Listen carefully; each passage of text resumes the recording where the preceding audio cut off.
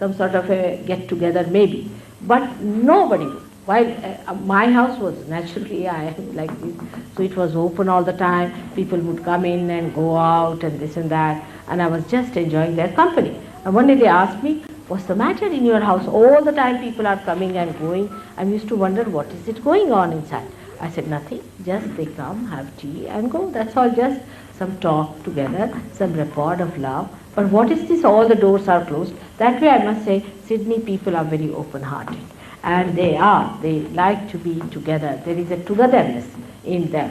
But with all this, if you cannot have togetherness to enjoy your wealth with others, then what's the use of all the wealth? If you have wealth, you'll go for horse racing.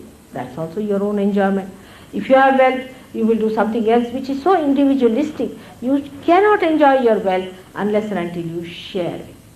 As I told you the other day, that I am a capitalist in the sense I have all the powers within myself.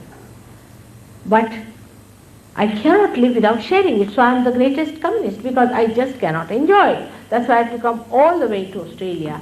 And today my husband was so insistent that I should come back. No? I said, no, I have to meet all the Australians still, and then I'll come. So unless and until you share this love after realization, you do not enjoy. All isms drop out because you become combination of both extremes and you just start enjoying yourself.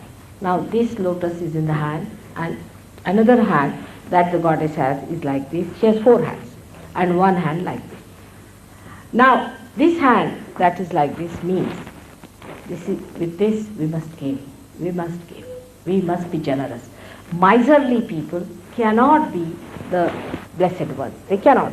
Miserly rich is the horridest thing that you could think of. I mean, if you see a miserly person, I don't know, I get a headache with a man like that. You see, who goes on counting each and every pile and measuring everything. You see miserly, horrible things.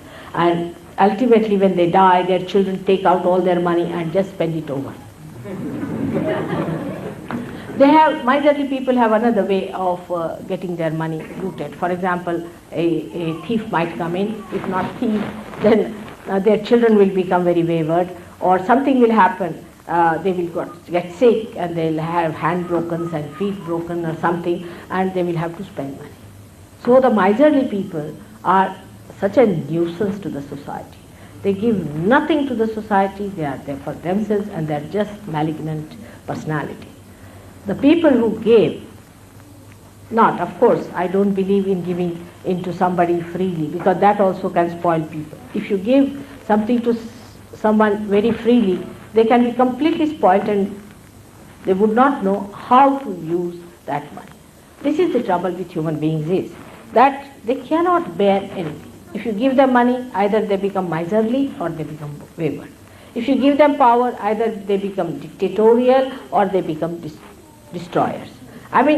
You cannot give anything to human beings without realization. Anything they get extreme, they become mad. That's one word can explain it. Now Krishna has said, Yoga Kshema Mahamya. He has said, I give you yoga, that is union with God, self-realization, and then I look after your kshema. And kshema means your well-being. This well-being is brought forth with this Lakshmi, with one hand that is giving. The another is the protection. This hand which gives should not, the other hand should not do. It should be so done so graciously. Today only I was telling the story to some people about my own father, who was a very generous man I've ever known. And he had a habit on a Sunday afternoon. He used to go, he used to call all the people and say that I have to give away lots of things. I have too many things in the house. He would take out all the blankets, sometimes all the utensils, and sometimes food, anything that he felt like he used to give away. So people would come and he would pass on, and his head was bent like that. And some people told him, what's the use? Some people are taking 3 blankets, some are taking 2 blankets. You don't even see what's happening. You are just giving away. Please at least raise your head. So he said, the problem is like this. Because I don't give, it's God who is giving. I'm just standing in between. And they all are saying that you are giving, thank you, thank you. So I feel very shy, first of all. And secondly, it is the lookout of God who is giving these things to see whether one gets 2 or 1. Why should I bother? I'm just standing in between. I'm not supposed to see who takes 2 or 1. Such generosity I have seen in my own lifetime. And I have seen the more generous years, the more generosity fluent our house. I mean, that like if you open this door from the other side, it starts going. But some people have 60 shirts, but still they'll go to the market and buy shirts. And they'll say, oh, I have a weakness for shirts. No, I don't understand this weakness of heaping up shirts after shirts. It is ridiculous, isn't it? Some of these things really are ridiculous. That I have a weakness for shoes. Now you go and see the shoes are from top to bottom, you can open a shoe shop. It's like that. What's the use of getting so many shoes? Because your foot has got the same size for years now, it's not going to change, even after realization. So there is no need to, I mean, if your shoes give way, is all right. But I too have the same problem, that my disciples know that they should give me a shoe. I don't know why. They give me a shoe. All the time I go there, they give me chappal or a shoe or something. I said, now too many, now what to do? They said, Mother, return it to us, we'll keep it for vibrations. I said, that's a good idea, because I have no place to keep all these shoes. I mean, I'm not a cobbler. I cannot do anything with it. So it is useless. Best thing is to give flowers so that I can again send them back to some ocean or to some river. So even in there, when we go on accumulating, and I must have this, you go to the shop, the people are like this, watching it. What is there to watch? You see, whatever you want to buy, you go in the shop, see what you like, you have it. But sort of, I must have this, I must have that. I have known a person who had 10 ironing boards and 20 iron in his house, all locked up. I said, for whom? So she said, maybe my children. I said, you have only one child. God has been very miserly about you. You have only one child. And now what are you going to do with these? You better throw them away. And with the electrical, appliances, they go off and all that. But she would not. She could not. She used to show everyone, see, now I've got it. Not antiques only, they're all modern stuff, you see.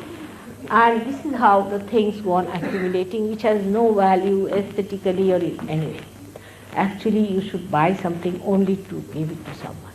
That's the best way of enjoying it to the maximum, you see. And anybody likes it, is a habit. You see, that's the best way. It's a great thing. I tell you, it's rather difficult for you people to understand, but I am one of them who does that very often. And my children and my husband are rather worried, God knows next time what she'll give away. But you'll be amazed, I have so many things despite all this. The whole time I'm thinking what to give to whom. Still, it's so many things in the house now that we have to take a bigger house. I don't know what to do with so many things. And I try to thrust things on the people, Baba, you take this, you have liked it. But they say, no, how can you give me? But really, that gives me such a pleasure. And one must learn how to give. But I've seen human beings are different. For themselves, they'll buy diamonds, and for others, they'll buy artificial things. It's very common, They'll wearing diamonds. And when it is come to giving to others, they'll give artificial. At least don't wear at that time the diamond. At least that much decency should be there. So, you see, when it comes to giving with your full heart, you just feel that love of giving. And you feel so happy because you feel so big about yourself. Like an ocean that's giving so much of clouds, and again it is receiving these rivers into it, and again making it into clouds. A sort of a circle of a beautiful conversion into beauty after beauty starts. It's so beautiful. And that's what we should try to become, a part of that circle which is so beautiful and which is so joy-giving to yourself also. And this is what it is. And this hand is for ashraya, means for the protection. You must protect the people who are your subordinates, who are dependent on you, your children. Like, it's a very common thing to insult your children from their childhood. Why did you spoil that carpet? Why did you do that? You should not have said this. Why did you? This is a very wrong thing of discipline. Best discipline is to put dignity into children. You see, a good home in India is known by the way children are addressed in the family. Like in a good family, we address the children like sir, little bit like that, up, means sir. We never address the children with indignity, and we put them on a dignified level. And it's a very nice thing. I'll tell you about my own granddaughter, that somebody was telling her one day that there's this boy, and why don't you marry him? He said, why do you want to talk about marriage? I'm not yet grown at all to think about marriage, and we have to be dignified about things. How can we think of marriage when we are not to think? And my grandmother will marry me, and I want to live a dignified person. A little girl of 7 years said this to this woman, who was very sort of pseudo-intellectual type, and she tried to tease my granddaughter. She said, this is not dignified. Just think of that. At the age of 7 years, they have their sense of dignity. If you tell them, you see, you need not tell them don't spoil the carpet, but give them dignity. They will never spoil it. You will be surprised. Because we all the time cut them short, they become so bad.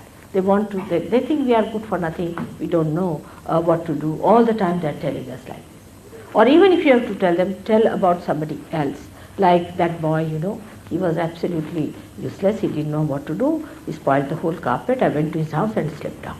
The child immediately gets the thing.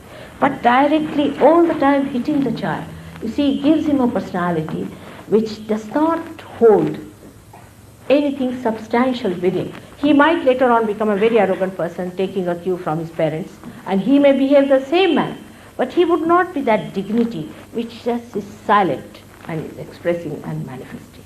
It should be a silent dignity which just manifests, and when people see such a person, it happens. People see and say, oh, what a man, what a dignity. You see, that's what, and they become sort of ideals for society. I think this correcting the children is not the way. It is not disciplining, but it is making them grow. What we have to give to our children is the joy, is the happiness of the family, is the complete security, a sense of complete security. And you will see you will never have teenage problem. Never have teenage problem. You'll be surprised. You put them anywhere, they'll be so dignified and so mature that people will be amazed. You won't have to tell them. Even small little children are seen. If you keep your house very clean and also always look after it, children themselves will keep it clean. They would like to. Because children are really the budding beauties. When we cut them at the root.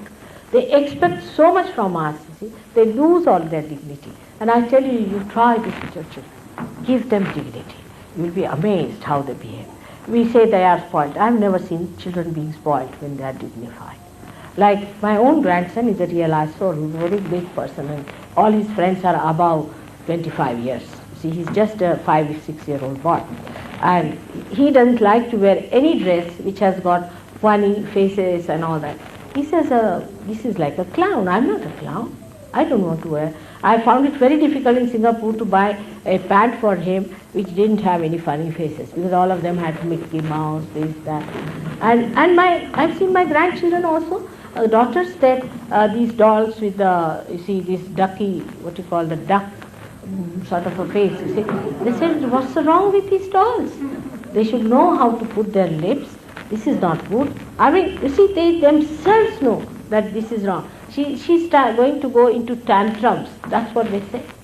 This duck is going to go into tantrums. That's why she's behaving like this. Oh, like that. You see, their great grandmothers, sometimes the way they do some things and the way they behave. But we must give them real love and joy and happiness.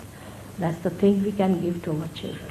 And you'll be amazed that this Australia is going to be blessed with children who are very great saints. Very, very great saints. I know that.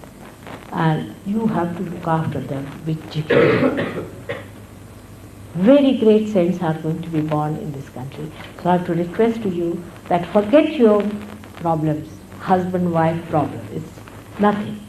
Look after your children, give them dignity, give them a nest where they could live. Forget, because I have seen, in England I have seen, even an 8-year-old woman behaves like a bride. I mean, she doesn't get over her feeling that she was a bride. Like one of the great expectations you must have read of Charles Dickens, where there was a bride who was sitting all the time thinking she was a bride. I see that picture even today. All the time they are in bridal mood.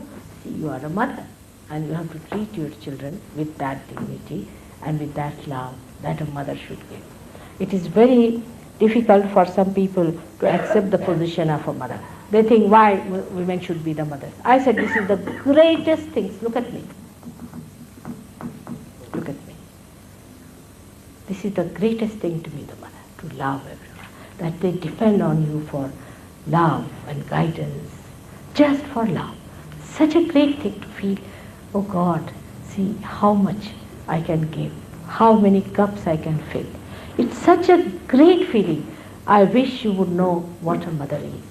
And the motherhood you have to learn from your children and grandchildren and expand it to the whole universe. It's such a great thing a woman has. In the same way, the father has to do a lot of things about which I will tell you when we go to the other center. I think I've talked at length on this center because all the time what I find, these two centers are catching very much in Australia. So we have to talk about the things that are catching on this and this. And today I saw there 5, 6 children with their both the fingers in, all realized children. With those fingers they were sucking. And they were showing me again sucking like that. So you can imagine how much it is. And otherwise this one. And this means that you have been going to some unauthorized personality. If you are going to some unauthorized personality, this thumb will be cut off. That's why children put their things in their mouths. And Freud has his own nonsensical theory. But actually it is the center that is catching that these born realized children are showing. Now for today I may not be able to cover other centers so much, but later on, what is the date we are having the program now? Next Monday, Wednesday, Friday. Next Monday, Wednesday, Friday. 3 days are there, out of which I will cover all these centers, and especially that of Christ I would like to speak. Because I met some people. When I went to America, I was telling the people there that you are to be born again. You are to be born again and you must have your realization. So what I found, whatever lecture I gave, they were big, much bigger than these. You see, they had brought tape all my speeches. And there are people who organized my program told me that, Mother, you better get it to patent and don't allow them to tape it. I said, why? They said, they will be publishing, these are all writers and this. I said, very good, let them write. But some of them started an organization called Born Again. Imagine. Now, if I said you have to be, then you start an organization that we are already self-certificated. You see, it's a thing one should understand. You are to be born again. Now, Christ has said that you will be born through me. It's a fact. Where is Christ? Is here. This is the gate. See the narrow gate. And your Kundalini has to pass through that. Now, in case it does not pass, you have to say Lord's Prayer. You have to take the name of Christ and you have to adore Him. Then only it passes through, shows that you have passed through Christ. You enter into the kingdom of God, which is the limbic area. So it's a fact. When He said you have to pass through me, He didn't mean that people who are self-certificated can say that, all right, this is Christ, this is Bible, this is Christ. As if Christ is somewhere lying there, you just have to turn a stone and you get Him there. Christ is here. And how do you approach Him? It's only through the Kundalini awakening, and it passes through Christ. This is the door. Now say, you are all Christians, or maybe you are Jews, or whatever it is. But in India, for example, they have a very antagonistic feelings towards Christianity. Now, even a Hindu or a Muslim, if he denies, he says, all right, I don't believe in Christ. He has to. I have to tell him that, see, if you don't believe in Christ, I cannot give you realization. You have to ask for forgiveness and you have to request Christ, then only this will pass. Now, there may be Jews or Christians, anytime, they have to know that all of them are here. For example, there was a doctor who came from Tehran to see me. He had cancer. And he came to see me, he had cancer of the stomach. So I told him that, do you believe that Muhammad Sahib was the same as Dattatreya or Nanaka? He said, no, I don't even believe when you say that he was Moses or Abraham. I said, he was Moses, Abraham. And they are very powerful personality. Unless and until you accept that he was Moses and Abraham, you are not going to get it. He said, I cannot say, because Jews and Muslims are like this. I said, they both are the same, they are very great personalities. You are just fighting for nothing at all. I know who is Moses and I know who is Abraham. But he would not accept. For 8 days, then his wife, she was wiser. She said, you better get it. You are not well, you will die, better get it. Then they came. You see, this is what happens. They are just compelled. He came, all right, mother, whatever you say, I will accept. I said, not that. From your heart, you have to say. And he was cured. For your information, he was cured. So do not have any extreme ideas. They are all in there and they are all one. Only we are fighting, saying this is mine, that is mine. So this is, I've just hinted at this center because I think that's a very important center. As I have discussed with the boy about all these Abraham, Moses and all the Old Testament, which is so important. How Christ is the one who stays there, who crucified himself to make a path for us, why his crucifixion was necessary. So I'll spend more time on that later on. I hope you'll make it convenient to come again, and I hope we'll get a better hall. They are feeling very warm here. Thank you very much.